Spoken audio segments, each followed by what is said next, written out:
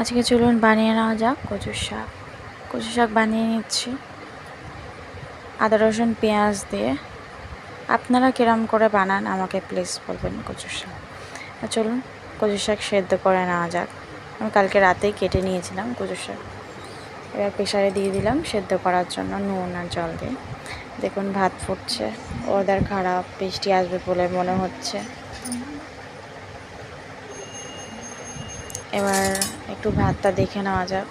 ভাতটা মনে হচ্ছে হয়ে গেছে, হয়ে এসছে। হ্যাঁ, ভাত হয়ে এসছে। ভাতটা জল তুলে নিলাম একটু বোতলে। এবার ভাতটা ফ্যান গেলে নিলাম। কচু শাকটাও সেদ্ধ হয়ে গেছে। কচু শাকটা যতক্ষণ প্রেশার কুকার ঠান্ডা হচ্ছে ততক্ষণ সয়াবিনটা করছে।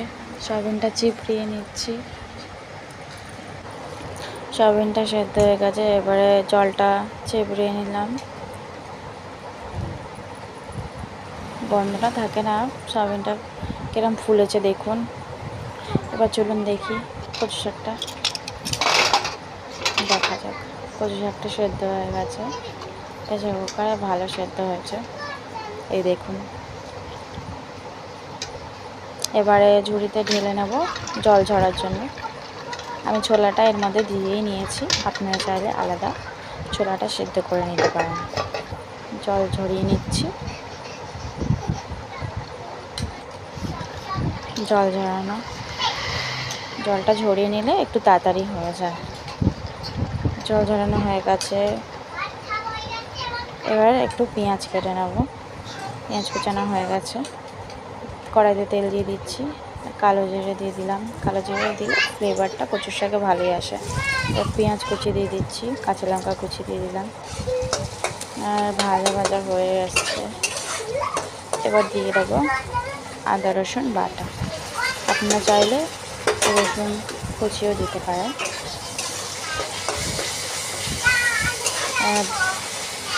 নাড়িয়ে চাড়িয়ে নিলাম। আর পরিমাণ মতন হলুদ, নুন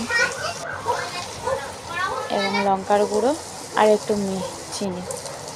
একটু মিষ্টিটা একটু বেশিই দেবেন, খেতে ভালো হয় কচুর শাক। আর মশলাটা কষিয়ে নিচ্ছি। মশলাটা কষানো হয়ে এসছে। এবার কচুর শাকটা দিয়ে দেব।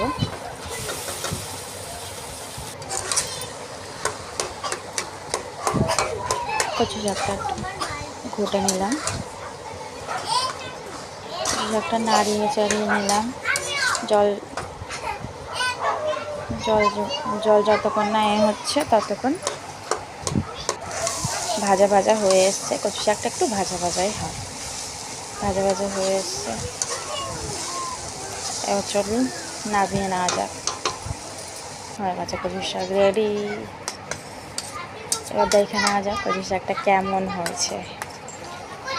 আপনারাও ট্রাই করুন এইভাবে, খেয়ে বলুন কিরম লাগে, প্লিজ কমেন্টে বলবেন। এবার সয়াবিনটা তো আমি অলরেডি বসিয়ে দিয়েছি, কষানো হচ্ছে, যে কষাচ্ছি।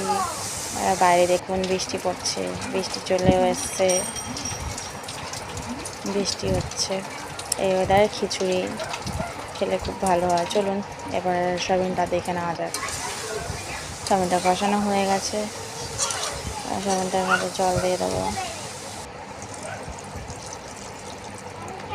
সয়াবিনটা হয়ে এসছে, ফুটছে, একটু কষা কষাই রাখবো।